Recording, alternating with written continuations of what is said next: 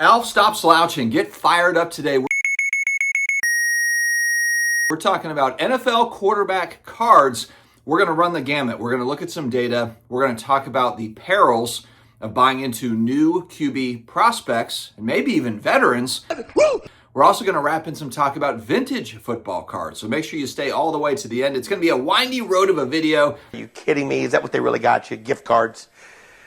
I mean, of course I bought some gift cards for Christmas too because it is easy to do and then you get to pick your own stuff out. But I promise we will wrap it all together. But first, we have a new product linked in my video description pinned comments that we have to talk about today. The SCR Bros, they have a new high quality card divider product, dividing by sports, divided by team, divided by PSA grade, and even storage boxes. The Hobby Guard shop. I will have a link down in the video description as well as the pinned comments. Make sure to check it out. Like I said, free shipping on all of their items over there. PSA, you've been thinking, man, I want to grade with PSA, but I wish I had a promo code or a discount to do so. Well, here you have it. First time submitters, $25 off that first submission with the SCD25 promo code at the shipping and billing screen. Make sure to take advantage of my PSA grading promo. All right, so first I have to start the video off to congratulate. There's one quarterback that has stood above the rest. If you are a football card speculator / investor, there's one quarterback that stands above the rest as it sits right now. Granted, we're only about halfway through the season, and it is Daniel Jones with the Colts. I'm going to look a lot at Prism Silver PSA 10s because it's not rare enough to where we do have sales volume and we can actually track some of these prices. It's not perfect, but that's what we'll use to kind of make comparisons here for all of the quarterbacks, except for the vintage stuff, of course. Daniel Jones in the summer. 2019 Prism Silver PSA 10s routinely selling for 50 to 60 bucks. That was actually, oh my gosh. Are you kidding me? Did you take a video of that? Yeah, I did. Daniel Jones. Everyone left him for dead career-wise. This guy isn't going anywhere. He's never going to do anything. The Colts jump out. What are they, 8-2 now or something? Daniel Jones playing pretty good football. He also has a pretty good running back, just a good overall team. But Daniel Jones, now those same cards, 300 to 350 bucks. Now, let me just explain this, because this is something that drives me nuts about content around this sort of thing. Whenever it's trying to sell a new product or get hyped for the season or who should we buy into, in most cases, it's we shouldn't buy into anybody when it comes to active players, especially active quarterbacks. I said this before the season. I've been saying this for years, really. There are so many quarterbacks that are mid or just above mid. You don't really know who's going to pop off. It's like all the horses are running about the same speed. And then the elite quarterbacks, if we're looking at, let's say it's Josh Allen, Patrick Mahomes, Lamar Jackson, who am I missing on the list? Joe Burrow. You know, elite quarterbacks in the NFL, they're already overpriced. So how much room do they really have to go up? They've never really seen a substantial dip because people bought in high. They're holding on to it. In Joe Burrow's case, even if there's injuries, they're going to hold through those injuries because they spent a lot of money on the cards. And so we never really see any huge price dips.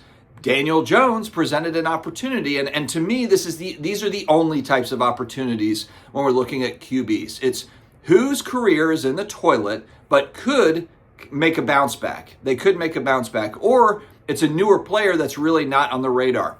Tyler Shuck, New Orleans Saints quarterback. I haven't looked at his card prices. The guy doesn't have a lot of cards yet, but he's an example of a guy that the New Orleans Saints are 2-8 now. I saw them beat the Panthers here this past Sunday in person. That was fantastic. But Tyler Shuck is an example where nobody's looking for this guy to really do much of anything. And let's say in the offseason his stuff is cheap. Maybe I do speculate on some Tyler Shuck stuff just for fun.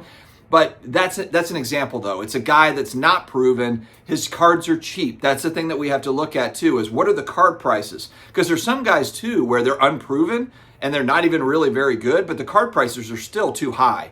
And it could be that for Tyler Shuck as well. So I'm going to take a look. That'll be an example of someone I look kind of off-season. That'll be a fun little speculative play that I might make if the cards are cheap enough. But that's the key part, if the cards are cheap enough. So congrats to all of those that bought into Daniel Jones. You're 6, 7x your money. Maybe after fees, it's a 5x, 6x, or whatever it is. But I have to assume some people are trying to sell off. If you bought in the summer at 50 bucks and now they're 300, that's a nice gain in a very short amount of time. But for every Daniel Jones example we have, there's 5 to 10 Trey Lance examples. Trey Lance, 2021 Prism Silver PSA 10. Literally $20 to $30 cards. You can barely pay. That's like the grading fee, $20 to $30 for Trey Lance PSA 10s. Yeah, but you might say, well, Trey Lance never really got in the field, never really did a whole lot, so there was never really anything, like not a whole lot of movement up, whereas Daniel Jones has started a lot of games. Okay, that's fine. Carson Wentz. Carson Wentz is a guy on top of the world. Talk about him all the time here because he's a great example of this. For the Eagles, drafted number 2 overall. Jared Goff was number 1. Carson Wentz, man, I thought just as his career started, I'm like, this guy is legit. This dude is the real deal. He was playing really well for the Eagles. He got hurt the Super Bowl year where they won the Super Bowl against Tom Brady. Got hurt. He goes out. Backup comes in. Carson Wentz, it's never the same for Carson Wentz ever since then. Really, ever. I think he's backing up Mahomes now in Kansas City, but they're $30 to $40. And that's going back to, 2016. So those Prism Silvers are actually a little bit more rare than what you have today in 2021 and all that. So $30 to $40 cards, and that guy was on top of the world. So between, and look, there's plenty of other examples here. So when you look at a guy and you look at these, PSA 10 silver prisms and they're $1,000, $1,500, $800. Jaden Daniels. This is a great example. Although there is a little bit of a nuance here because this year's Prism was absolutely brutal for grading. So PSA 10 is a little bit more scarce. They're just harder to get through PSA. But in the summertime, these are $1,200 to $1,300 cards for PSA 10 Prism Silvers for Jaden Daniels. Now they currently sit at $800 to $825. He's battled through injuries. He's still a great QB. It's nothing against Jaden Daniels, but it's the NFL. It's the parody of the NFL. It is really, really difficult to have an outstanding rookie season. And then teams, they get to know you. They get to know your tendencies. They see what you do in certain situations. And defenses are able to plan against that. So Jaden Daniels, just like CJ Stroud, kind of took the league by storm. But then once defenses get tape on you, then it gets tougher. And then it's really hard to stay elite year after year after year. And we'll have to see. Jaden Daniels, are they going to run him into the ground the same way that they did with RG3? He's got to figure out a balance between running the ball and throwing. I think he's quite a bit of a better quarterback than RG3 was. But I think I saw some stat that he just got injured in this last game, and it was basically like the same place, the same part of the field where RG3 got hurt. It's like, not saying that it's the same situation, but Daniels is not a big guy. He's not Cam Newton running the ball. He's 190 pounds or something, 200, maybe 200 pounds. Like that guy cannot be running the ball a lot. He can't. He might have the wheels and he might be able to turn that on sometimes, but he has got to be a pocket passer, maybe move around the pocket to get a throw off. But this guy cannot be running the ball a lot. Caleb Williams, number 1 overall pick, fingernail painting fun. Yeah. Caleb Williams, he's not having a terrible season so far. He's just not lighting the world on fire. And the Bears team plays in a really tough division. He's got 13 touchdowns to 4 interceptions. In the summertime, $650 to $750 for that Prism Silver PSA 10. Now they're sitting anywhere from $400 to $500.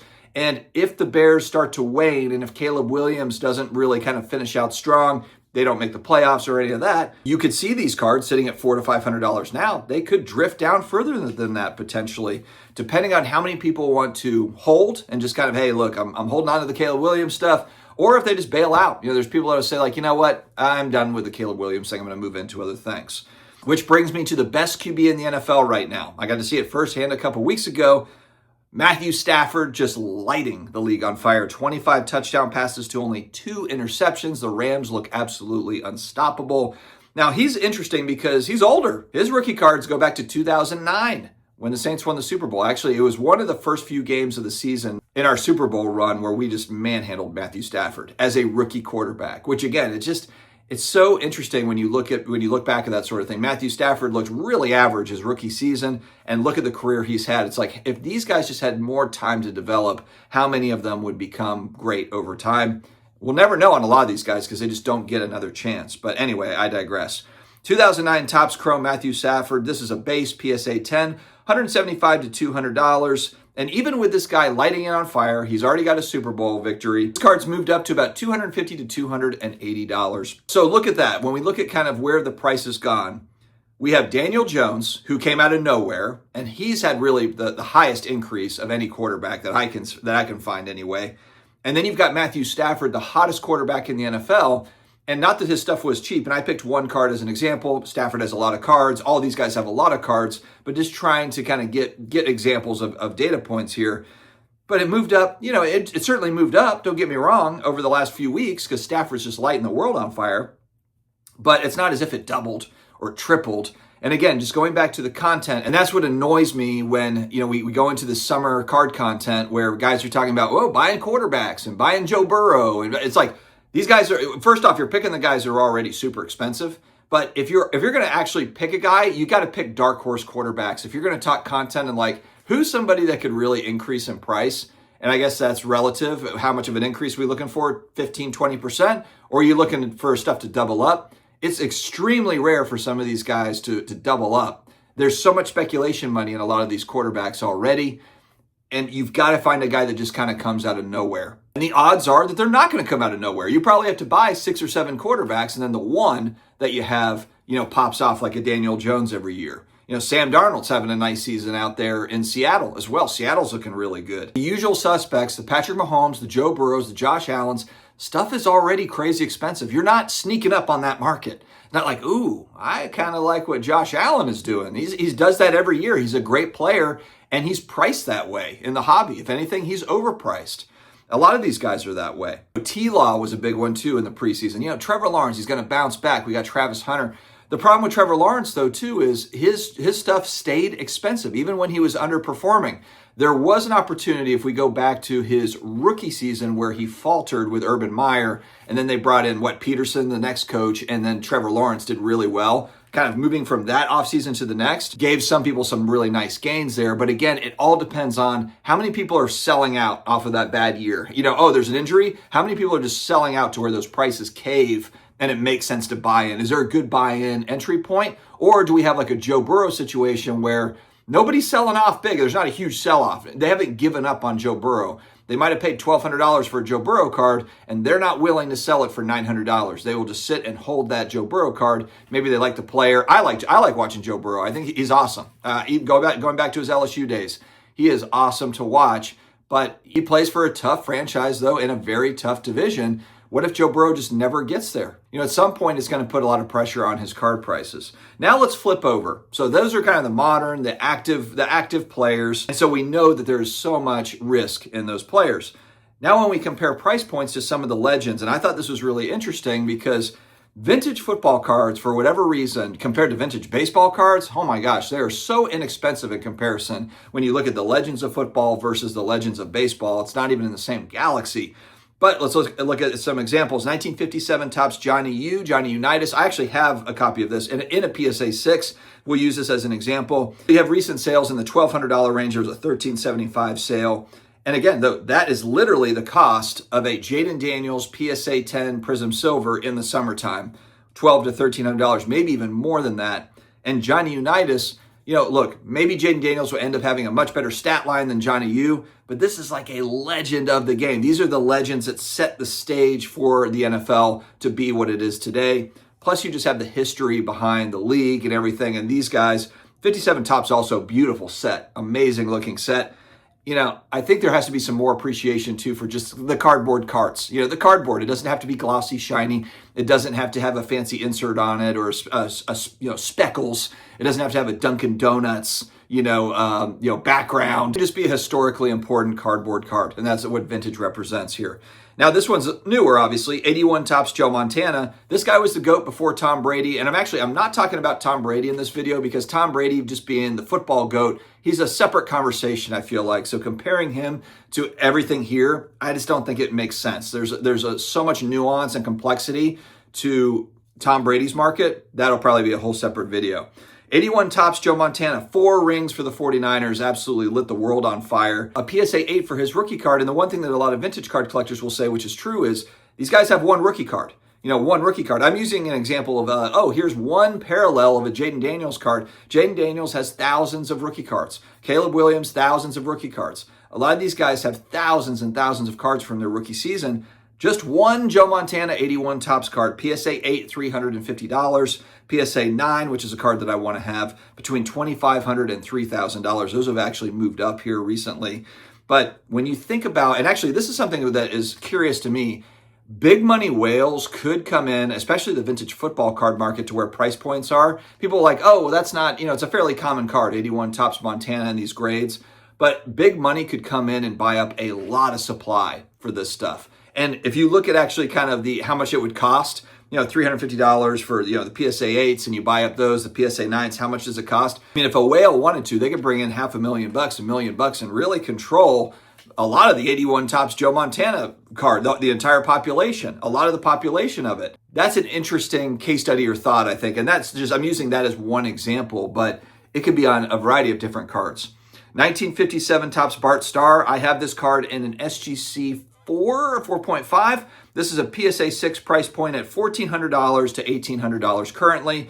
Again, beautiful card from 57 Topps. It's the same set as the Johnny U. The Bart Starr version is believed to be more rare than the Johnny U as far as just the print run goes. But, again, $1,400 to $1,800 in our hobby right now, especially when we're looking at new product and new prospects, that's a drop in the bucket, really. I mean, that's bargain shopping. And this is, again, Bart Starr. This is Bart Starr, Packers legend, Super Bowl winner, Vince Lombardi, all that good stuff. So I had to have a copy of this card for my collection. But again, just such underrated stuff. Vintage football. 1972 Topps Roger Staubach, another guy, multiple Super Bowls with the Cowboys. This is the legend that came before the Troy Aikman, Emmitt Smith, kind of those 90s Cowboys teams that everybody loves. Well, in the 70s, it was these Cowboys with Roger Staubach, and he was a machine. Pretty high grade here, really. PSA 7, Roger Staubach 72 Topps, which is good. I mean, for vintage cards, PSA 7, you get a really, really nice copy. And a 7, $550 to $750.